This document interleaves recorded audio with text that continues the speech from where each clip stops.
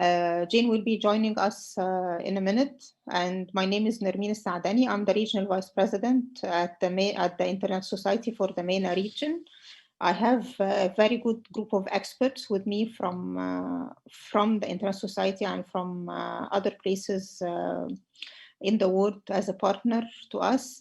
And I'm glad to have a very good group of experts as well from the region, coming from different backgrounds, and reflects a various stakeholder groups. And this would, I think, create a very good bunch of experts around the table for a very good discussion and a lively one as well. Our workshop will run for about 90 minutes, so an hour and a half from now. I hope that the discussion would be as interactive as possible. We have set Q&A towards the end of the hour and a half.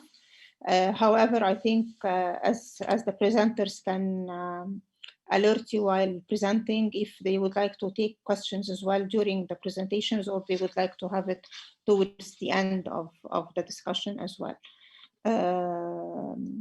I think we have Jane now, so we can officially start the discussion. I would like to present for you Ms. Jane Coffin, our Senior Vice President for the Internet Society for the Internet Growth.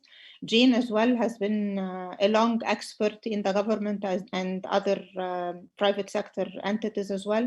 She is the guru for the community network, if I may call her as such, and she will deliver our welcoming remarks or presentation so that she can pave the way for the discussion that would follow.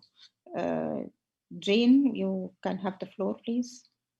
Thank you, Nermeen, and my apologies for being a little bit late. I had a little bit of a scheduling conflict. Thank you very much, Nermeen, and thank you for all that you're doing in the region, and also to the team, Hannah and Hannah, who are working with us across the Middle East and North Africa. Community Networks has been at the heart of what we've been doing for almost 10 years on connectivity, infrastructure, and economic and socioeconomic development. We're a keen advocate for community networks. Max Stucchi and Juan Peirano are our project leads for the team right now. We have people across the world working on CNs where we're really looking at change from both a regulatory policy development and technical perspective. Our partners range from Ucha, who you see here on the screen with you, from the Republic of Georgia, to colleagues in South Africa, Colombia, Argentina, Mexico, and we soon hope to be working with some of you in the Middle East on different issues related to new infrastructure, complementary, ways of working with existing networks as well, whether they're wireless, Wi-Fi, fixed networks. A barometer for you might be that one of the biggest networks in the world is called GUIFI, G-U-I-F-I, that's in Spain. They've got over 80,000 users. They're fixed, mobile, and wireless networks. They've been deploying even now during COVID, probably even more than expected. We're really seeing the complementary need for more connectivity and different types of networks. As all of you know, the internet is made up of small, medium, and large networks. We're talking about here some small and some medium-sized networks around the world where it's the community building the network. Obviously, it's going to change per country. It needs to be something that's adaptable to everyone's environment. So from the regulatory policy and other perspectives. Nermeen, do we want to run the presentation now, or how do you want to proceed? Yes, please, Jean, go ahead. Okay, I think Hannah, you were going to run it? Yes. Great. Juan will do that. Juan is. Okay. So that's a sort of an appetizer for you for this presentation. And I'm admitting people to the waiting room. Does somebody else want to take over to do that? Or am I supposed to do this? No, I'm doing it, Jean. Okay, bravo. I am too. I just let in Mike Jensen. It's okay. Okay. All right. So this is part of the wheel of the different projects that we've been looking at. And this is an infographic that Max has been able to bring to the table, who's done so much training and work in his role before at RIPE NCC and now here at the Internet Society.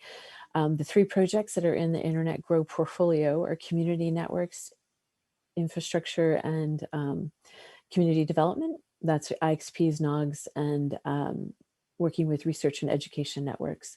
And then measurements, which is looking at the health of the internet. And we've just launched a really exciting new platform called the Insights Platform. It's a website with lots of good blogs, data, third-party data, showing you the health of the internet, where there might be shutdowns, how we address that type of thing, and where we can look at evidence-based policymaking through data.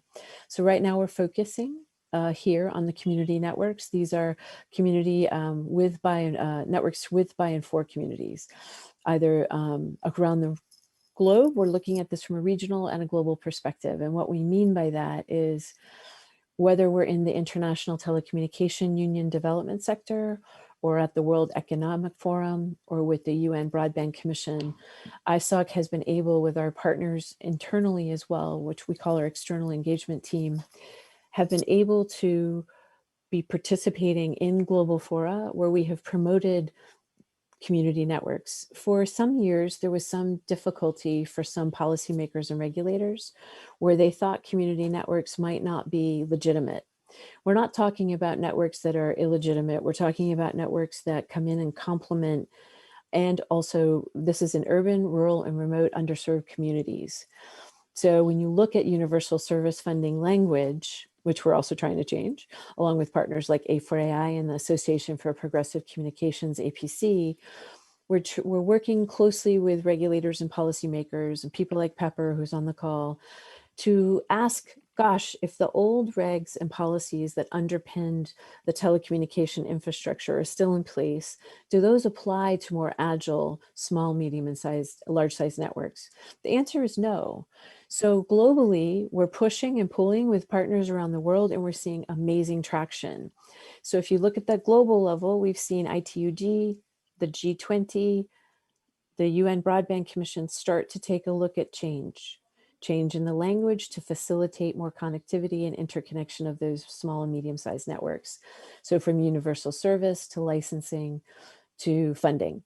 So the global approach is at that meta level. Then we go down a level into the regions where, whether it's CITEL, which is at part of the Organization of American States, your equivalent might be the Arab League, working closely, or the ITU Arab Office, working closely with regional experts to figure out what's going to work at that regional level. What more information can we give people? What programs can we work with people on?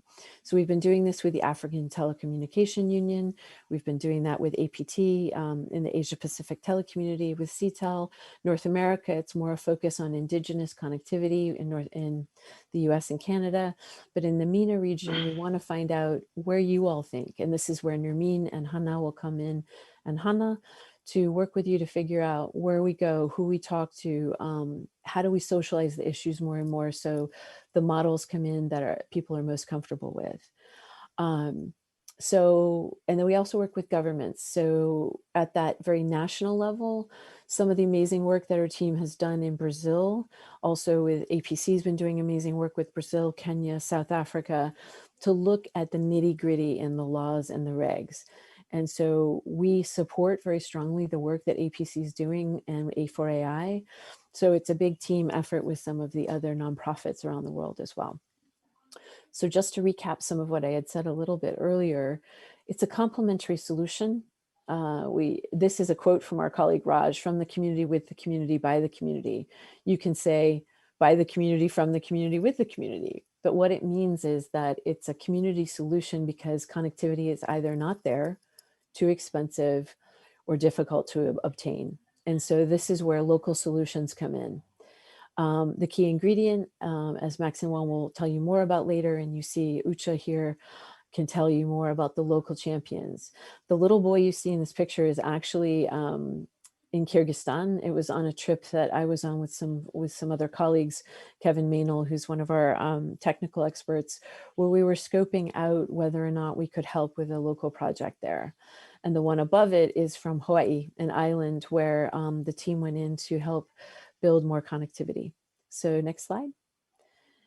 And with those local champions, it's people on the ground. These are normal people. They're not someone fancy from a company. It could be though. It depends. It's just somebody that knows that something has to change. Right now during COVID, this has become extremely acute. The global pandemic has amplified everything. We're finding that connectivity that may have been in certain places isn't as strong. We're finding more and more without that connectivity, kids can't study, people can't do business, and that we really need this for social purposes. So there are a lot of different drivers here. And some of the champions are not necessarily technical experts. They could be a policy regulatory expert. They could be with an ISP association. It could be a teacher. So these are people in the community that help. Next slide. Another infographic that Max has helped us sort of really bring into the picture with some of our presentations. This is cyclical, so don't think of this as binary. This is a systemic integration of how we work. We look at engaging, whether we're talking to you here online, whether we're at in person in the past at a network operator group meeting, or an IGF, an Internet Governance Forum meeting. I've spoken with lots of people there, and I know the team has, where we just start to talk to people and they come up to us and say, I know you're working with Ucha in Georgia. I know you're working with talent in Kyrgyzstan. What can we do together? And we start to figure out where we can engage. We look at the policy and regulatory environment because that's very important. I'll give you an example in this country that I'm sitting in right now. In the United States, there are some rules and regs that don't allow at the municipal level certain types of networks. And so we're working closely actually on a big grant that we've gotten recently for the southeast part of the United States to figure out how to make sure we know what the rules and regs are. And we've seen change. The Brazilian government just put in a regulation in February. It's a huge change, which allows these community-based networks in communities of 5,000 and under, and in other circumstances that apply. This was a major shift, and it's really great to see Brazil moving forward there. Mexico has, South Africa, Uganda. The team will get into some of the more specifics. Training, a critical component. Anything from this type of session to a more robust discussion about spectrum for Wi-Fi, this, that, and the other on wireless, whether or not you can trench, put in fiber, or if you're just piggybacking on another, if you're working with another network to give you backhaul. Deployment is part of that. So that's the work on the ground. And we do walk people through those stages. We bring people together like we did for our Indigenous Connectivity Training Summit with Indigenous communities from the different tribes in the United States and Canada, where we brought in tribal leaders and tribal experts to do everything to talk about grant writing on that training so that they can deploy, how they can access spectrum so they can deploy. And then we keep working with people on deployments because that's where some of the scale is. And once donors actually see the deployments, you bring in other donors. So this is part of that re-engagement and policy work again. So next slide, and let me know where you're going to cut me off. Max and Juan, jump in where you need to take over. The community network pillars, policy, backhaul. I just mentioned backhaul, taking the traffic from the community into another network so they can have greater access to content. The broader internet, this is very important. The knowledge, just the awareness. Community networks are not unique. There are over 400 around the world. They're small, medium, and large size networks. By large, I mean up to 80,000, not millions, that you'll find in some of the big commercial networks. But we want to work more and more with commercial networks because this can also be, community networks can be an incubator for them to see where there's more demand. And Pepper will probably talk about that more. And if I'm talking too fast, let me know. Users, it's very important that when you're working with the local champions, you get to know your user base. Is it the local teachers, the local businesses? We've seen nonprofits turn into for-profit networks. We've seen nonprofits also become profit and not-for-profit so they can fund each other, the user base being different in one network than the other. And sustainability. We don't ever want to be the single point of failure as a partner.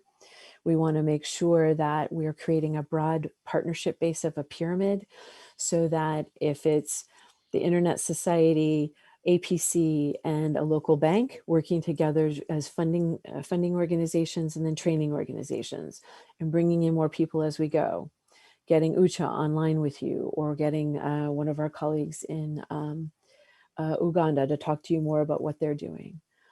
This all is part of an evolutional system where things change over time. And like any startup phase of anything in this internet space / connectivity space, your sustainability plan may look like one thing in your first 6 months, and you may have to quickly shift into a different type of sustainability plan. That means your business plan will change. Sometimes we call them sustainability plans because some of the networks we work with are a little allergic to the term business plan. It really is a plan for sustainability, but business is important if you're trying to attract more donor funds. So they understand that you're serious about growing, scaling, and you're serious about innovating and change. Next slide. Yes, I'm think taking over here from Jane. Voila. Good afternoon, everyone. I am Max. Jane mentioned me a few times during her presentation. I'm taking over here to go a little bit more into detail about the what it takes to run a community network, because Jane gave you a high-level overview, but now me and Juan, we are the two co-leads of the community network project. We can go into a little bit more details. I wanted to say hello to all of you. First of all, some of you, I recognize the names and I've met you in person. So it's nice to see you and nice to see the interest. We have 30 people and the 30 participants here. And I can see that my colleagues made a great job at bringing everyone together here. Nermeen, Hannah, and Hannah. And why are we now talking about community networks? Like, how can we go into more details? We split everything in two sides. You see that there is technical on the left and policy. We have a range of issues that we need to account for when we start looking at community networks. But in the middle, you see there is a figure that Jane already mentioned, the local champions. They normally are able to connect the two sides. They don't necessarily have to be technical, but they can tell you what it needs to then make a community network successful. You have to put the people who can configure a router together with the people who know how to interface with the government, interface with the authorities to set up the community network. They might be also an accelerator for those. They might be also taking these matters into their own hands. You'll hear more from Ucha in a bit, and this is a great example we've brought you. But what are the main technical issues you have? Let's look at those first. We have the devices. You could have all the money you need to buy them, but you have to also consider regulation and the spectrum available. There are many different device makers that make very low end, high end, cheap, expensive devices. There are some names here: MikroTik, Ubiquiti, Cambium, and others. The ones you use depend on what regulation looks like in a country and also what is available in your country. Not all of these products are available everywhere or might be easy to get everywhere. But the most widespread ones we've seen are MikroTik and Ubiquiti. Now, there is a difference in the two products. Ubiquiti is great, can transfer great capacities over wireless, but MikroTik is more powerful in terms of features, can do more, can help you really build a network from the ground up using a very cheap solution. And once you have decided what devices to use, you have to look at the other side, that's the upstream. There might be friendly internet service providers that are able to help. Or in some cases, we have seen, for example, in South America, government, public utilities. Some community networks are being helped by a local hospital. The hospital is providing them with part of the connectivity that the hospital has, or universities. We've seen universities have unused capacity they can make use of during the weekends. So during the weekend, where the students are not in the university, there is unused capacity. The cables, the routers are still turned on, and the community network, that's when they can make more use of the available bandwidth, of the available capacity. And there are different media you can use for providing this upstream, for getting this upstream. The best one would be fiber. Fiber, very reliable, the most reliable media for connecting, but then you could have Wi-Fi because it's cheaper. You could do long-range Wi-Fi links to bring bandwidth to a certain remote area. I've done it in the past. In my personal experience, I've run an ISP in northern Italy more than 10 years ago now, and we used to do this long range, 20-25 kilometers of Wi-Fi backhaul to bring connectivity to very remote areas. And if all else fail, there's satellite.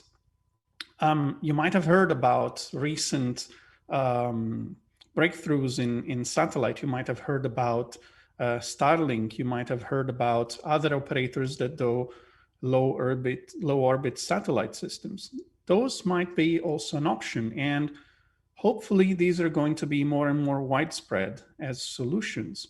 And with these, people will be able to bring more and more connectivity to remote areas. So devices and upstream are the first two important parts to look at, but also one thing that we always underestimate, and I tell you from my own point of view, I used to, as I told you, run an ISP, was power. Because you look at a mountain, you look at a peak and you think, wow, it would be amazing to be able to put a tower there and provide capacity. With that tower, we could cover the whole valley. And then you ask the power company to bring power over to that area, to that little peak, and it costs $50,000 or $100,000 euros at the time. And so you have to become a little bit more, how do you say, frugal in that, where you have to look at different options.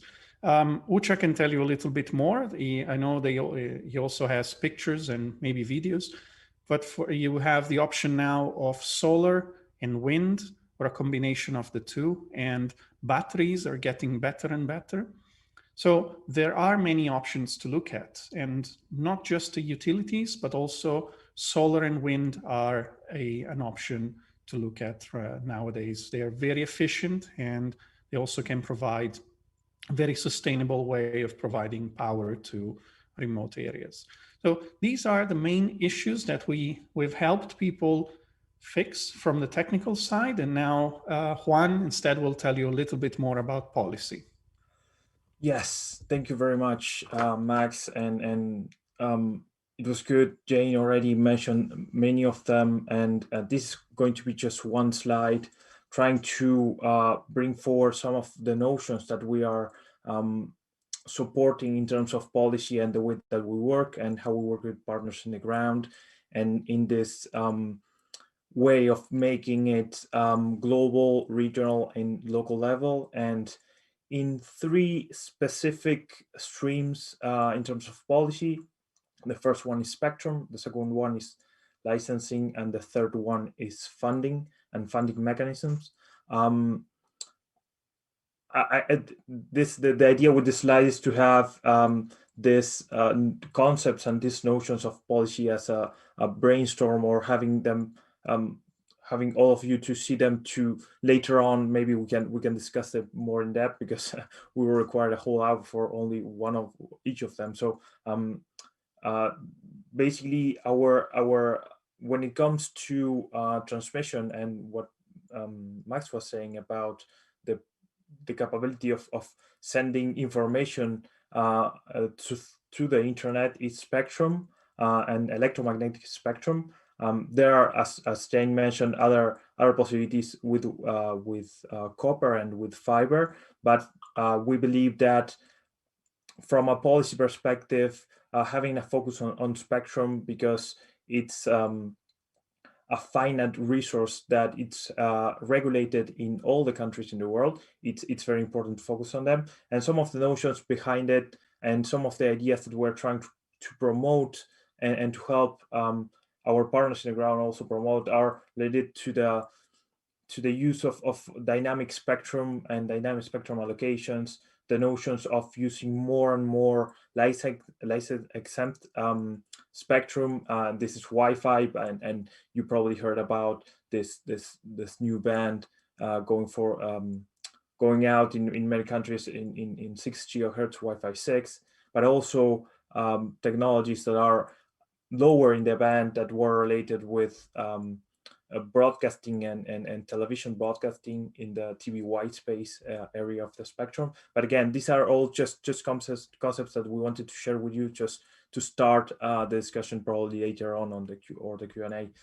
On the licensing aspect, we believe that the complementary access solutions such as community networks require specific calls in the regulation for licensing, because they're unique in terms, they're not an ISP, they're not WISP, they have their own characteristics, so they require regulation that can foster and enabling them. In this case, some examples are social purpose licensing, because in many cases community networks are non-for-profit organizations.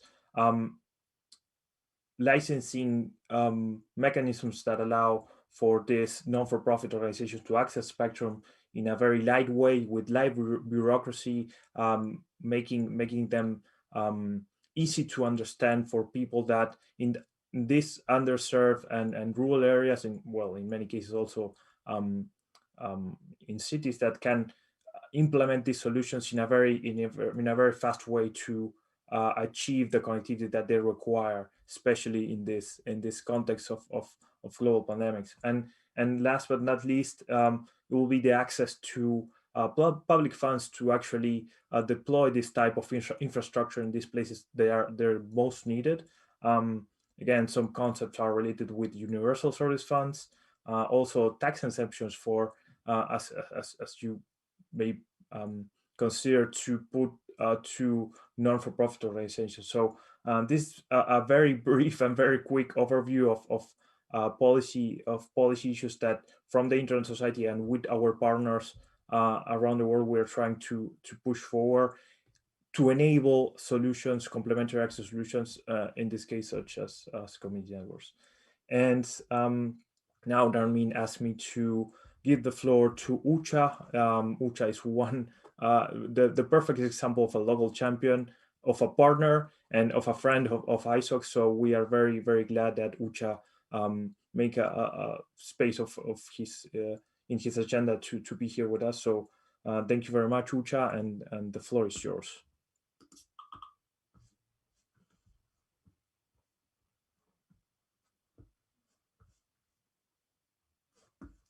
Ucha? You will be sharing a video, I think, Ucha.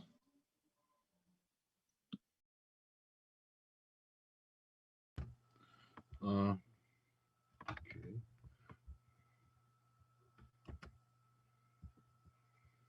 I'll try to share my presentation. Is it shared? Sorry. No? Yes, we can see it.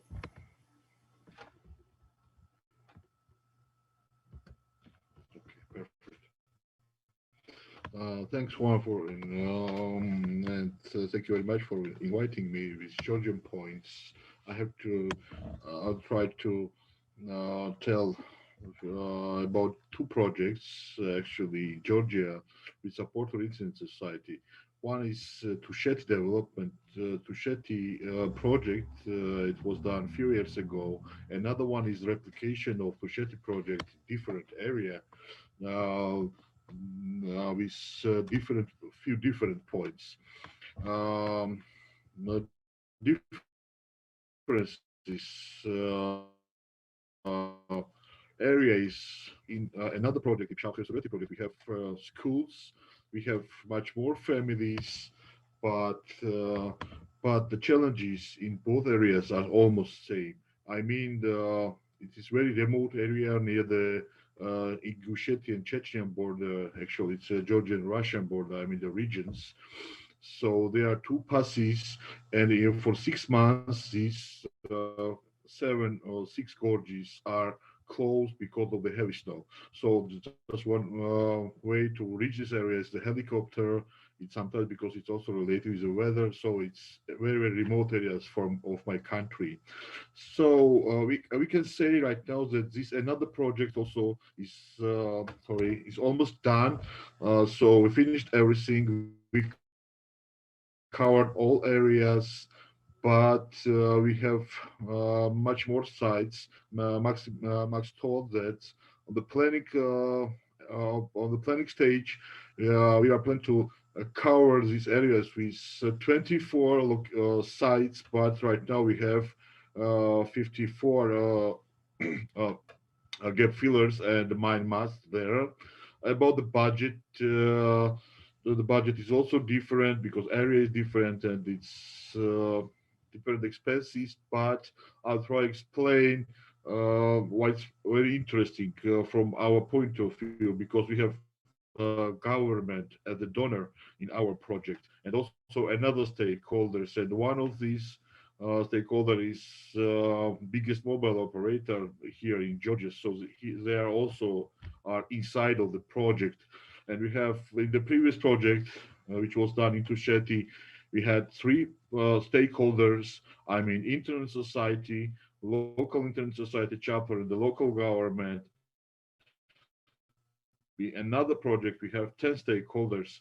And I can say that the people, other donors, USA, Czech Republic, other European funds are asking, are we going to continue this amazing job to join us and help us with any kind of support? It's like a temptation to be with us because because it's a very important project here with amazing public, with amazing PR, etc. Okay, a few points about this new project. The local operator is a local NGO, Minority Community Network, and this organization was created with support of the USAID. I mean, the project to find the local leaders, because we were traveling in 2017 with this project guys to find the young families, young mothers who are really interested to be part of this big project. I'm talking about the local champions, to find local champions on the field, people who are really interested to be beneficiaries of the project. About the capex is shared also on the previous slide. About incomes, we have average incomes per month, 2,500 US dollars. But it depends because in winter it's going down, in summertime it's going up because of the tourists and traveling and the transhumanic families. And operational cost is about 1,800 US dollar.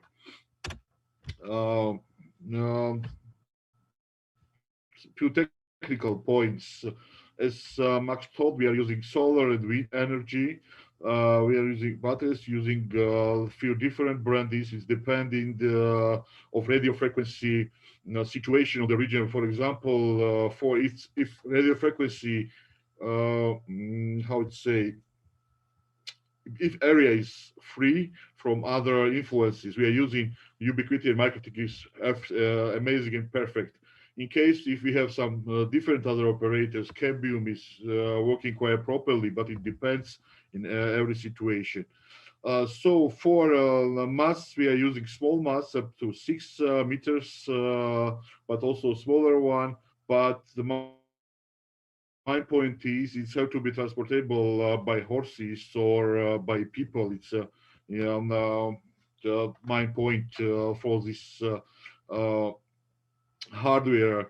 About volunteering, we were using for our project local volunteers and local leaders, but the local government is also helped us with some roads and with some transportation.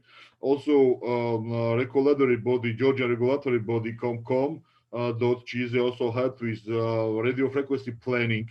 And also, I have to say the local people who are responsible for the borders. They also we are helping us with the helicopter with transportation if it was the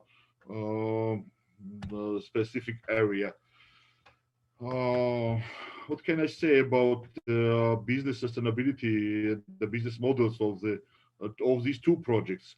In Tusheti, we have hostels and guest houses, and they are creating a mine amount of the incomes for covering operational costs. In Pshauchesureti project, we have 3 big villages, up to 200 families. They are living there for full time for 12 months, and these 3 villages are creating mine incomes for the business model sustainability of this another project. Because another villages and other families are very remote from these centers, I can say, of the project. And one important point, we have agreement with Internet Society with other donors that a profit in the fee, it have to be not more than 10%, and we have to use it for the local society members, not for some salaries and etc. How about the situation right now? But as I told, the project is done. We have 370 households as users. We have all tools are connected. They also our client or our users are local protected area agency and the border service agency as the police and other local and legal entities. So we have minimal speed up to 10 megabit per second. I mean, upload and download symmetric speeds for up and down. The ping is, it depends, but the worst one is 30 uh, uh, 30, yes, okay. Lowest fees, $8. It's a minimal fee, and we have 4 local people as our workers. What was the main challenge of the project? The main challenge of the project was to find local volunteers and the leaders. It's the biggest challenge, I think, because people like to help some services, but they are not ready to be part of the project and be more active. Another challenge is strict highlands and the mother nature, because the passes are up to the 3,000 meters from the sea level, and most villages are up to the 200. So we have quite strict weather. We have challenges with the sunlight. We have challenges with the snow and also with the low temperatures. Business sustainability is a different challenge. It's also we have to highlight end users hardware is also another challenge. Operational expenses because of these weather issues is also very high. We have many remote villages just for 1 or 2 families, and they are living just for 6 months. But we covered all these areas, and we have biggest challenge. Max told about the high mountain. When you're climbing the mountain with your hardware and expect to cover few gorges, but reality is different. Unfortunately, for landing, for lightning avoid system, for everything. So it's also biggest challenge. So you have to plan and use information as much as possible from the field field, and the readiness of the end users is also a different challenge. Awareness, I mean, of our users and regulatory environment in Georgia. We have quite interesting article in our constitution about the access to the internet is a fundamental right of the Georgians. As a my point at the beginning of everything, I can say we can good telecom legislation. I mean, harmonized, fully harmonized with European legislation about the access, about the etc. And we have no licensing for operational activities, and we just have just general online authorization. About it's actually registration, not authorization, with this European understanding. You just have to point your legal title, members, and 5-6 points. That's it. We have you can use for free 2.4 and 5 megahertz. As in other countries, you don't need a how it say right of way permissions or rebuild rollout permissions because the masts are very low. So the masts are lower than 30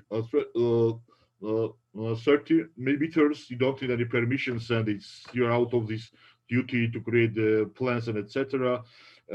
We have no value taxes taxation because incomes are up to 100,000 US dollar per year.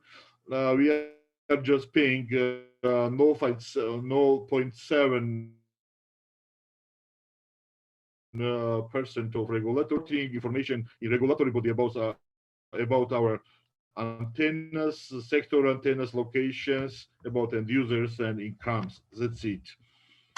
About stakeholders, this slide is quite strange. I can say a lot of information here, but there is Internet Society as a main supporter and main player of this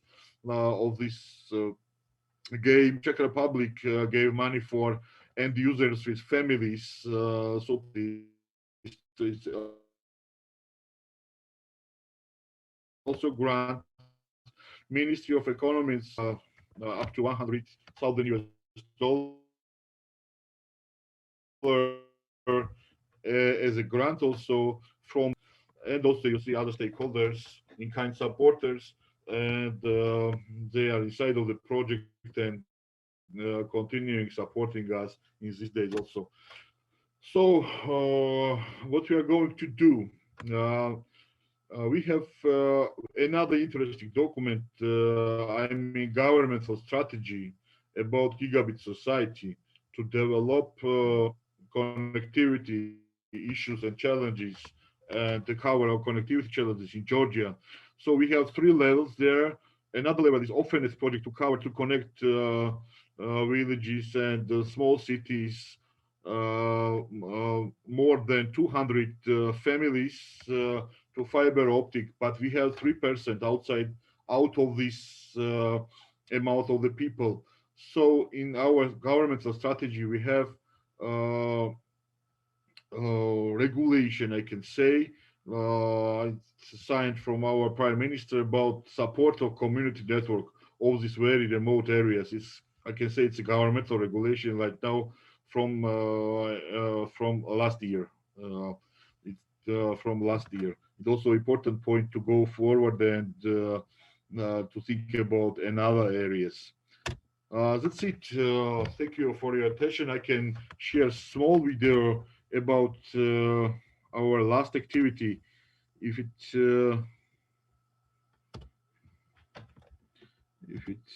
If we have time, Hannah, sorry. Do we have time to? Nari, can I share? Yes, Usha, you are a host, you can share. Okay. And Usha, if I may alert you, there are a couple of questions or on the chat if you would like to take them as well now. Okay. Is it working? You see? But there is no audio, but we can see the video and the subtitle, I think. Sorry, Nermin. It's okay. Is it playing? Sorry. It is playing, Ucha. Yes, it's working, but without an audio. But Yeah, the text is Georgian, but the subtitles are on English. So yes, excuse us for this no, qualities. it's okay. That's life. Sorry.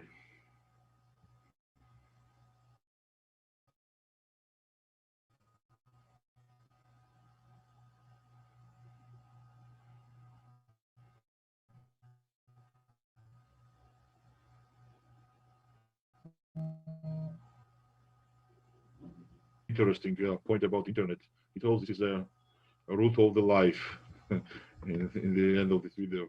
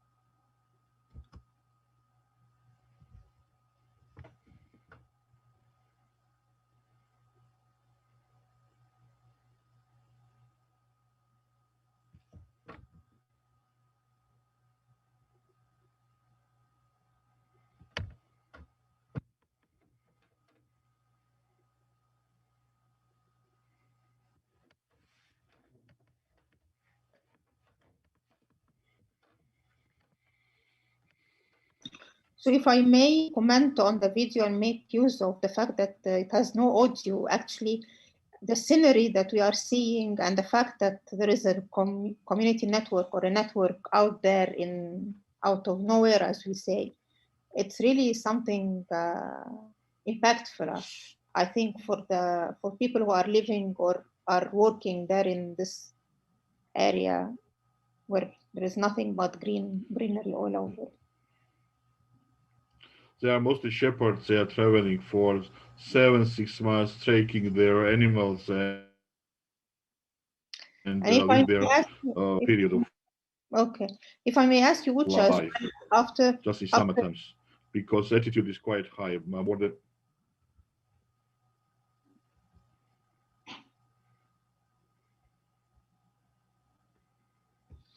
yes, I was asking if I may as well. Do you have an impact? I mean, an assessment for the impact that having a network there in this area has done to the community and people there and so on? Unfortunately, yes. Can I answer? Sorry. I was just saying, even if it is an informal kind of impact, not an official one. Yeah, sure. We have. Yeah, fortunately, we have quite good information. Unfortunately, this year, because of the COVID challenge, was the borders were closed, so it was not very touristic. But people are starting to creating their homes as a small hostels, like in Tusheti, because in Tusheti every family is a small guest house because it's super touristic area and it's just one chance. But in Hersureti, it's quite different because it's near the Chechnya border. People are Georgians, but they're quite strict, quite different. They're also trying to start their own businesses, and right now, just for the local tourists, because of the local tourists, we have right now additional 20 new small hotels and additional incomes because until of this project, these people was outside of any connectivity. It's impossible to use any online platforms without internet. They were traveling 7, 8 hours by horses on the tops of the mountains to take any information, to take any calls. And right now we are gathering this information and doing some the topics with this, any cases for any families, for everything, because situation is quite different. Time of people and impact, not only supporters and the part of the project. Government is also very happy. I'm not only local government.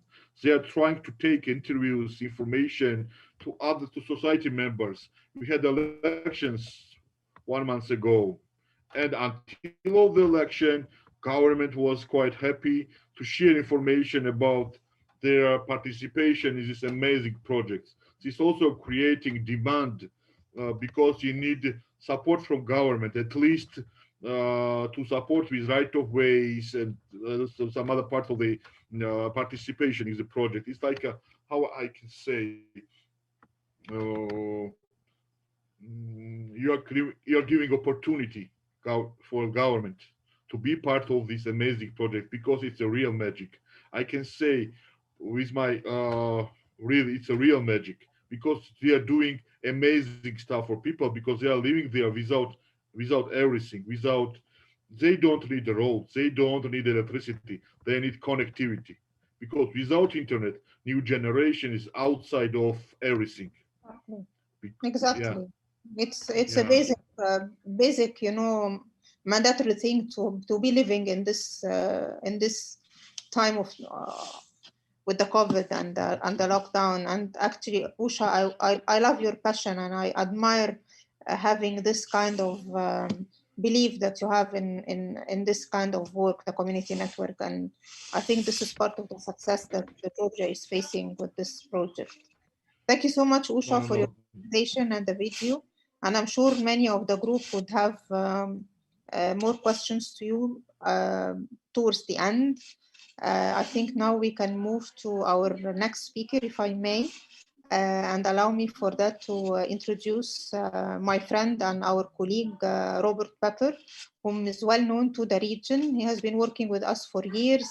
Pepper is our board member at the Internet Society. As well, he is the head of global connectivity policy and planning at Facebook. I think with the array of expertise that Pepper has and his belief as well and passion about community network, I think we had this discussion 3 years ago, Pepper, when we were saying, when can we have community network in MENA? And maybe now it's the time to start the discussion. So with this, I would like to introduce you, Pepper, to the group, and the floor is yours. Thank you very much. This has been a great workshop session. And Ucha, I mean, what you've shown us is just inspiring and compelling. I want to leave enough time for questions and discussion, because that's, at this point, I think, the most important thing. I wanted to talk a little bit about some of the policy issues and how to create the right environment for this to happen. But I want to make a couple of points leading into that.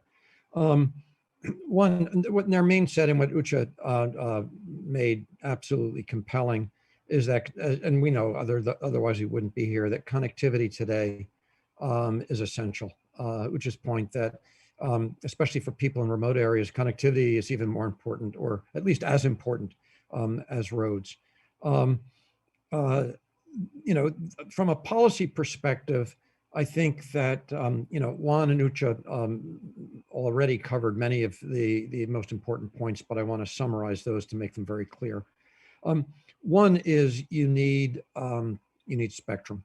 Ucha pointed out that in Georgia, the regulatory environment is a very light touch, and it is designed to encourage investment in and these types of projects.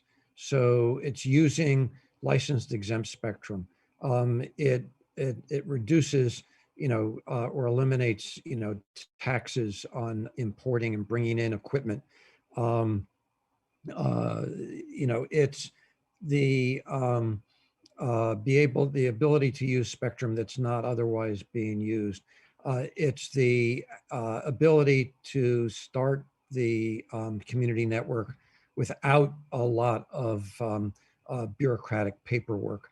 And I think what they've done in Georgia is actually, frankly, quite a good example to encourage these kinds of projects.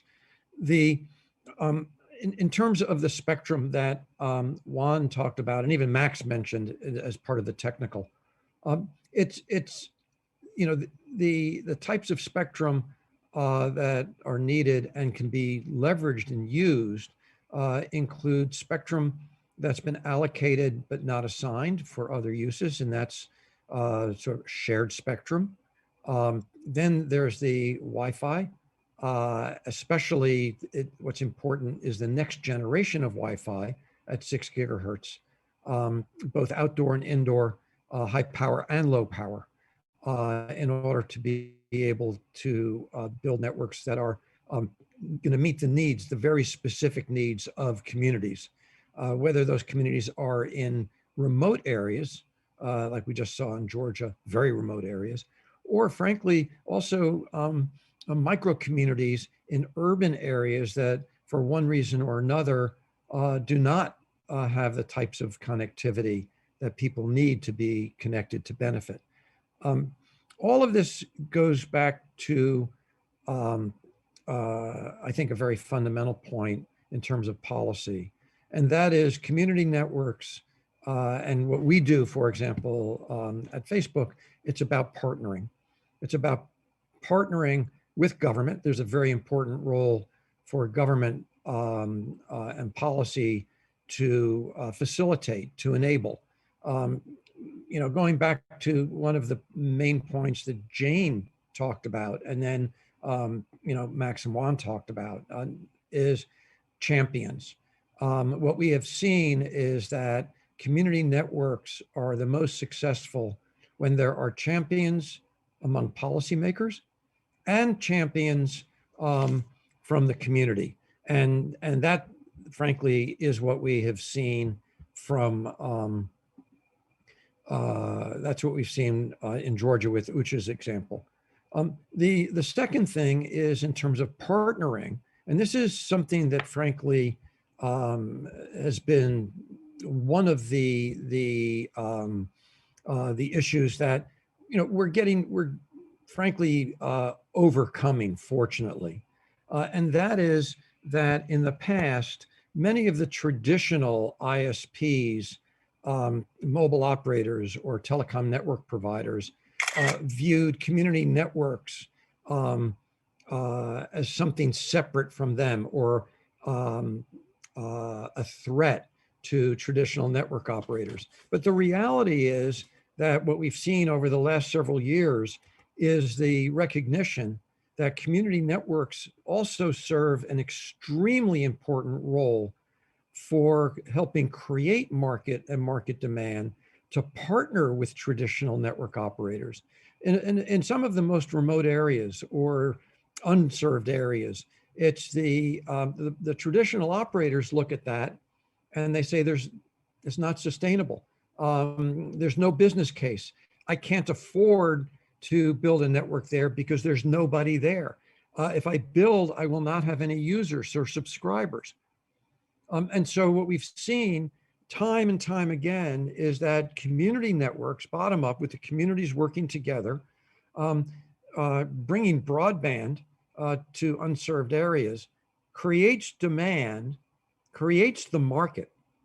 And so then it creates the opportunities for traditional operators to come in and either partner with, buy out, or frankly, even compete for those users. But it's a market creation opportunity. And that is extremely important, because what we have to do is take a step back and look at the broader, the overall ecosystem to get broadband everywhere. And so we have seen that community networks are wonderful complements to traditional providers and can work together in partnering. So it's a partnership between the community and the community network champions developing projects, government to enable it. These are, not, the traditional places where traditional regulation makes any sense. There's definitely a role for government, but a lighter touch, as we've seen in Georgia, can be very, very helpful in facilitating and accelerating. And then partnerships with traditional ISPs. And the other part of partnering with traditional ISPs is they can provide call. I want to go back now to one other thing in terms of one of the things that we do at Facebook is not only partner, but we're very technology neutral. We just want to help get people connected, and we don't care what the technology is.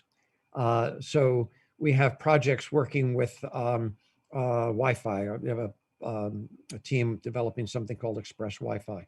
We partner with satellite. We have in Mexico a partnership with Viasat and Hughes in Brazil, for example, and other countries with satellite backhaul to Wi-Fi in unserved communities. We're with Airtel and a small operator called BCS to build out fiber backhaul to cell sites so that they can scale from 2G to 4G. And I think that's the other thing that Juan talked about as well, which is the technology neutrality. It's whatever works. I think we should be able to, we should be taking advantage of. And then we can't forget Max's point about power, right? All too often the conversations about broadband forget an essential input, right? Without power, you have nothing. And what we've seen, and we saw, it's amazing, using horseback to haul solar panels to the top of mountains in Georgia and set them up to be able to power the network. Again, we have to be very flexible and very open. So if I want to bring that together, I think that there are several things that from a policy perspective really facilitate and help create, as Jane pointed out, sustainable community network projects, those that are going to live on and be able to thrive. One is being flexible. Technology flexibility, policy flexibility, partnership flexibility. The second, and it's not necessarily in any order because they're all important, champions. Government champions, local government champions, local community champions, individuals who are going to make this happen. And Ucha is just an amazing, amazing example of that. And I'm going to stop there so that we have time for Q&A. But one of the most exciting things, and Jane knows this for years, for me, with the Internet Society, and one of the things that I'm most excited about wearing my ISOC trustee hat are our community network projects, because it's making a difference. It's getting people connected who otherwise would never be connected.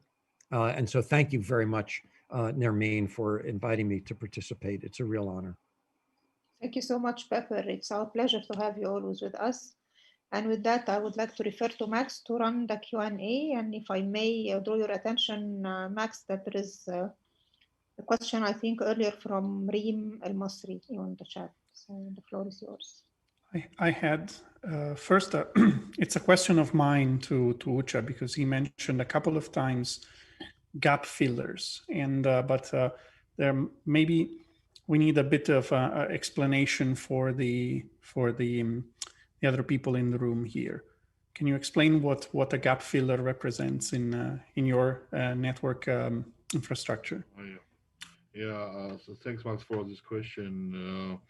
It is a small mast or small reflector, I can say, or mirror for covering, because when you're covering some gorges from the top of the mountain, you need some to cover another different gorges, because villages are on the near the rivers. So that's why you're creating mirror with a small antenna, small sector antenna, just to make some corner and create some angle. That's it. With very low power usage, with just 2 batteries and 1 solar panel. That's it.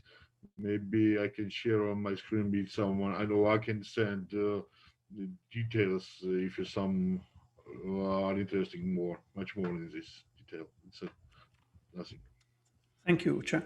And then we also have another question for you, that is the ISP that was launched for the project. Did it already exist, or was it created for the project itself?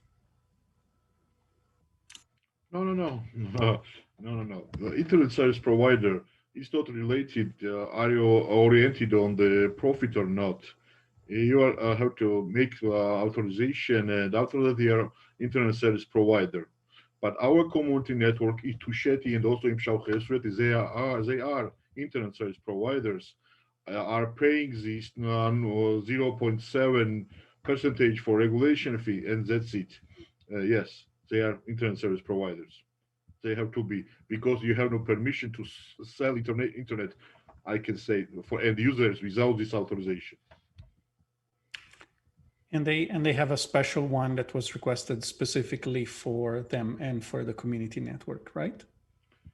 No. There's no difference. You are private or not private. This is for everyone. Because honestly, micro and the small ones, honestly, they are in the same situation. I mean, challenges with the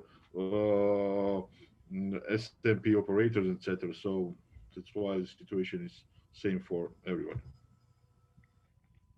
Okay, thank you, Ucha. Now I have a question for Robert, for Mr. Pepper, from Mike. It says, are there any good examples of where a small local community network has partnered with a traditional telecom operator or a particular ISP? So thank you for the question. And I just actually, they're in the thread, Alejandro talked about Internet para Todos, which is a little different in Peru. And I just put something back in the chat. The traditional ISPs, again, if you're technology neutral, I mentioned 2 that are satellite based, Viasat and Hughes. In Peru, with the Internet para Todos, it's a wholesale RAN, wholesale radio access network that any operator or a user can connect to that at the edge. So IPT has been set up as a separate entity that provides backhaul radio access out to the edge. And then there can be any one of a number of parties, users to connect to that. I don't know whether there are any community-based networks connected, but that is something that is possible.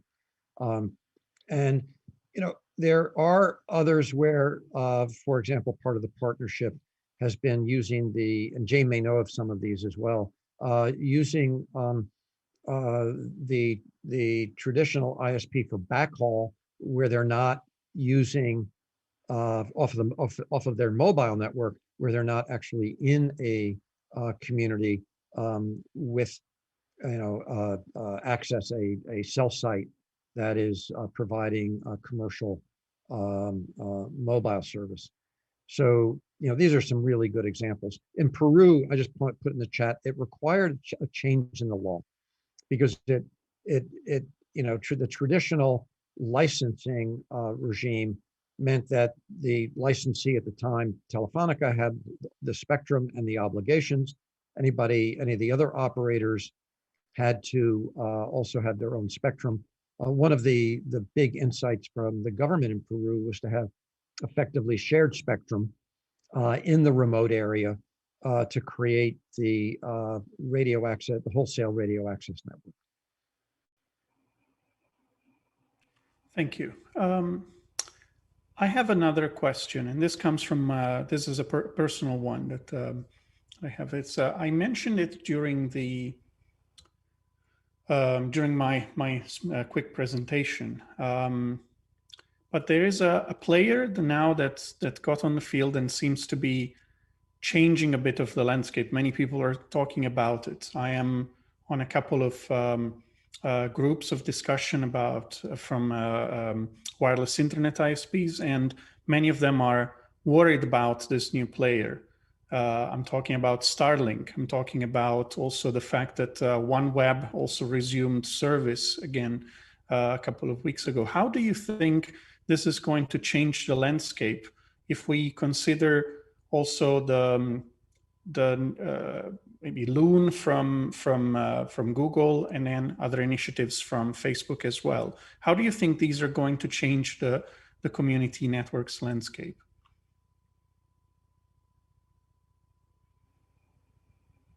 Who were you asking the question? Oh, I'm asking you. Sorry. Oh, okay. Thank you. So sorry for the misunderstanding. Sorry. No problem.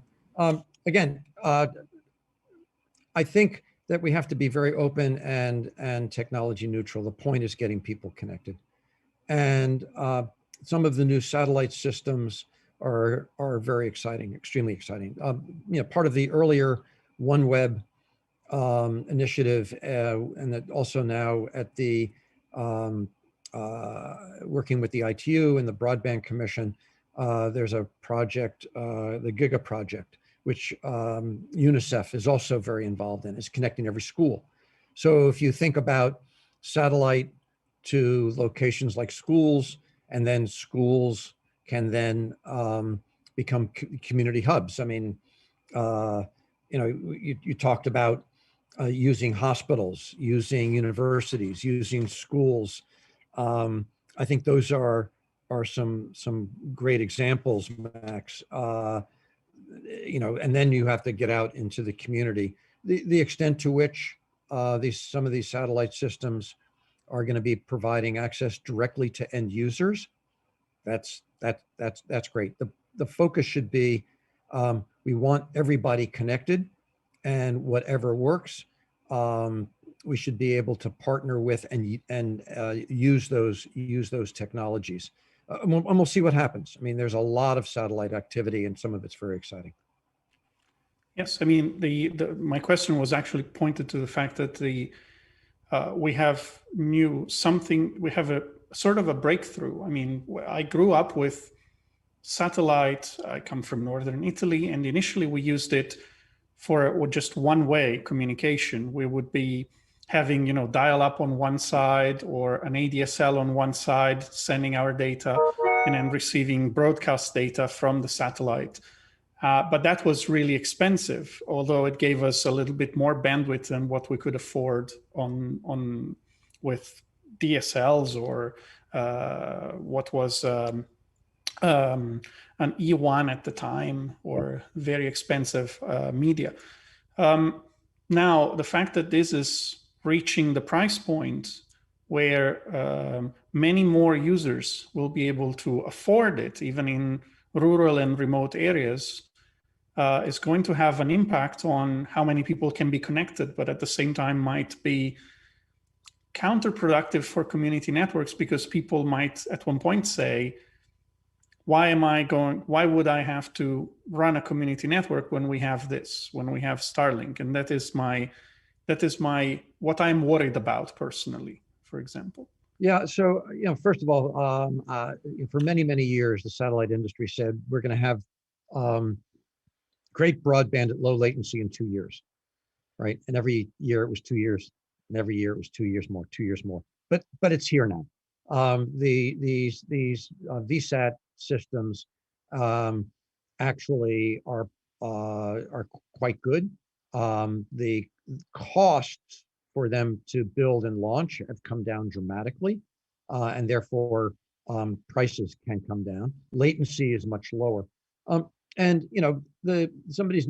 Jane's making the point in the chat that satellites are also great for redundancy.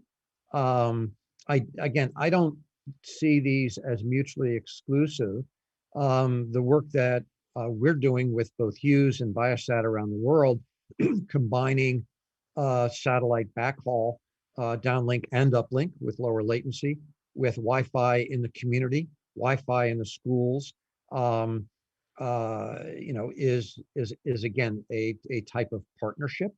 But frankly, if it turns out, fast forward at some point in the future, These low Earth orbit satellite systems are going to provide multi-megabit to everybody at very low price because the costs are lower. We should be thrilled and declare, victory. And again, I'm a huge fan of community networks, and I believe that for the foreseeable future, we're going to absolutely need more community networks to get people connected. But if you fast forward 20 years and there are other solutions, then community networks can declare victory, and we will have created community user groups, and within the communities, advocates for broadband. And the role of community networks may shift from providing infrastructure to providing other types of community-based services. It's the evolution of the internet in the community. We're not there yet, so we still need the infrastructure. But I don't see that as a threat. I see that as maybe one of our goals for success. I see to complement what you said is we already see some community networks, especially in Africa, where they are not just a matter of connecting people, but also providing other parts of the infrastructure,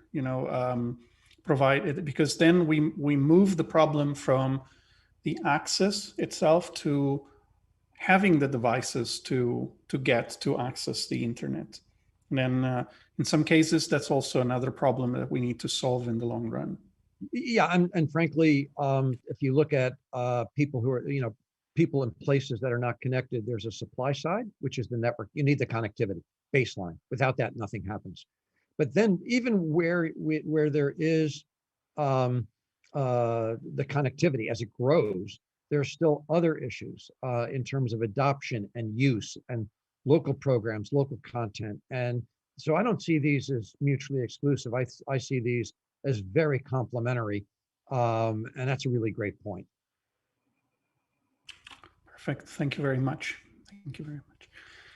So we're almost heading to the end of the session. So now let me change topic, move to a new part, and we have a poll that we are going to run right now. So give Hannah a moment to start it, and we ask you to fill it in if possible with as much information as you can.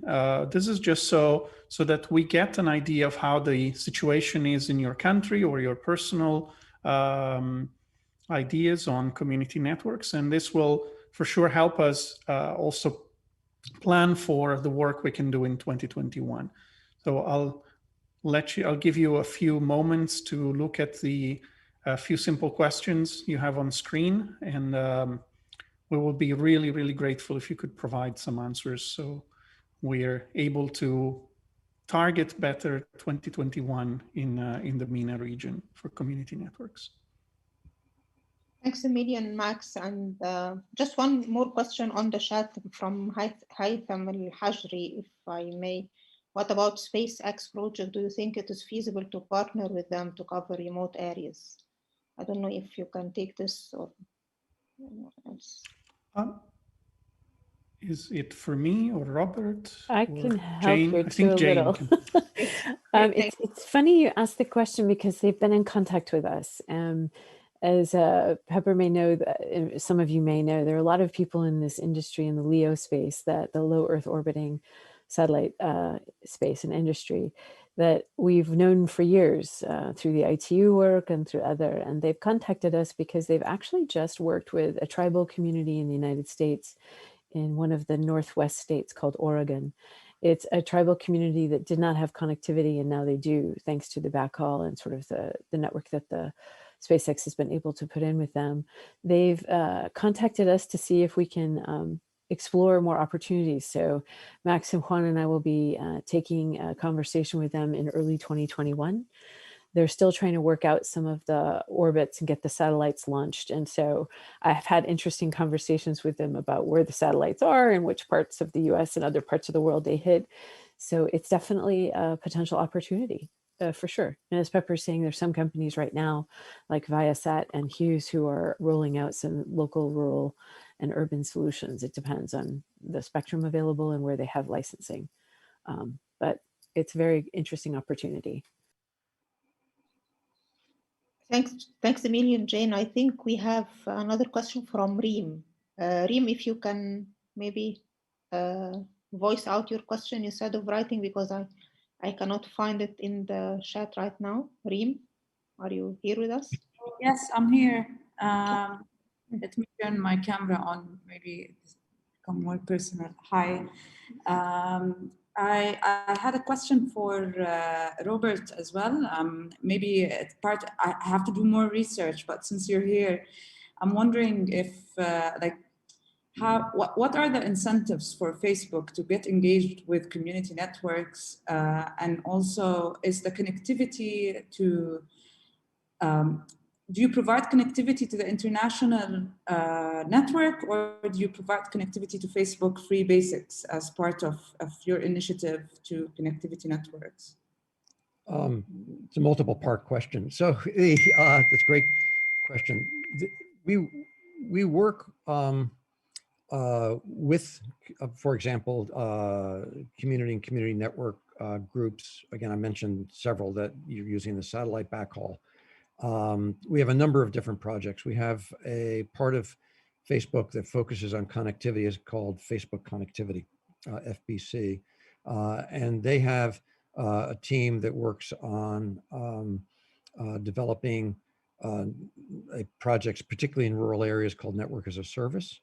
There's the group that works specifically with satellites and partnering there. We also have projects in some countries that are part of our team that did the partnering to build the backhaul, for example, I mentioned in Uganda, and we have other projects that have been announced partnering with that team. And then finally, we also have projects related to subsea cable. So some of you may have read about a project called To Africa, which is a project we help facilitate and put together with 8 companies. There's 7 other partners to build a fiber optic cable that is going to completely circle Africa and connect a number of countries in the Gulf, as well as North Africa, and then connect up into Europe. And there's capacity on those as well. On those types of, again, all examples of where we partner. The specifics of projects are very, very localized, and we have our local teams. Separate from all of that, there's the Free Basics, which is the zero-rated product for people to be introduced to the internet or to use it in between. And some of you may have read that we've announced that Free Basics has evolved into something called Discover, which effectively, if you think about it, it's a skinny internet connection with a connection to any website. It's completely open. So it's a browser-based connection to anywhere. And what we're finding is that people are using it in between top-ups. In other words, especially in low-income countries with prepaid data plans, people connect to the internet. When they use up their data plan, they get disconnected until they can top up.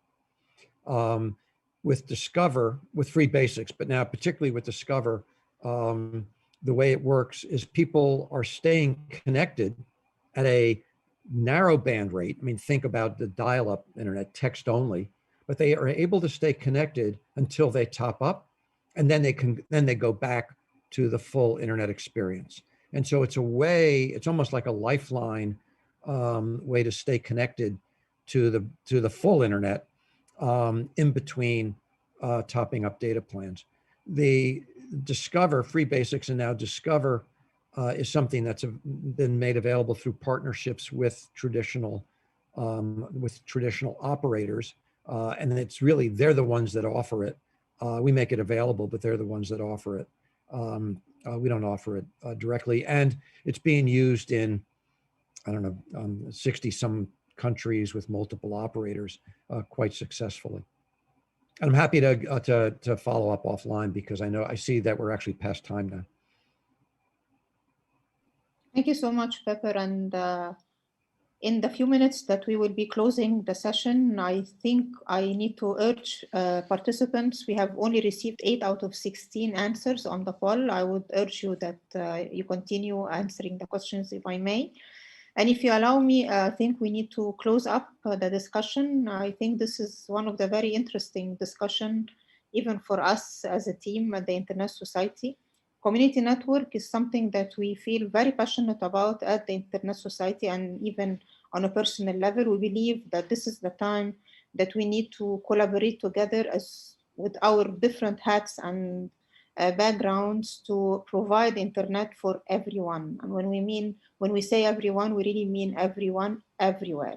Because with the experience that we all faced with the COVID attacking the globe and locking everyone down, I think internet has been the only tool that we can survive and continue living, even the normal kind of living, to ask about a friend or a family member or even a child who has been traveling abroad for studying and so on. For that, we meant to close the 2020 year with this discussion with you guys and to start a very ambitious plan in 2021 for the MENA region, hoping that we can have 2 targets, if I may reflect on our plan for the 2021, to start actually a serious discussion with one stakeholder in one of the countries in the region to establish a real community network there. We have received some interest from some countries and stakeholders, stakeholders from some countries, but I hope that during 2021 we can see a vivid on-the-ground implementation for this kind of interest. And we will close 2021 with a high-level event. I will not call it a summit, but it's a high-level event. We will bring on board all stakeholders from high level, from the political, technical, and the regulatory community side, so that we can engage together in a more elaborative manner on how to take this even further in 2022. So the plan is very ambitious, and it will not be a plan without you. So I hope that we can start our discussion with you guys with this discussion and take it further in more details. We are ready to take a one-to-one discussion with each of the participants and each of the countries represented over here, so that we can have more elaborative explanation and discussion how to take this further as much as possible. And we are there for you. Whenever you have a question over email, you can reach out to us. And we will be reaching out to you as well in the beginning of 2021. So with that, I thank you so much. I thank my colleagues. I thank my friends and my friends from the countries participating as well. And I look forward to seeing you all in 2021. Thank you all. Thank you. Thank you. Thank you, Nermeen and team. Thank you for your time, and thank you all for your time. I hope this was a light and interesting discussion. Thank you. Yeah.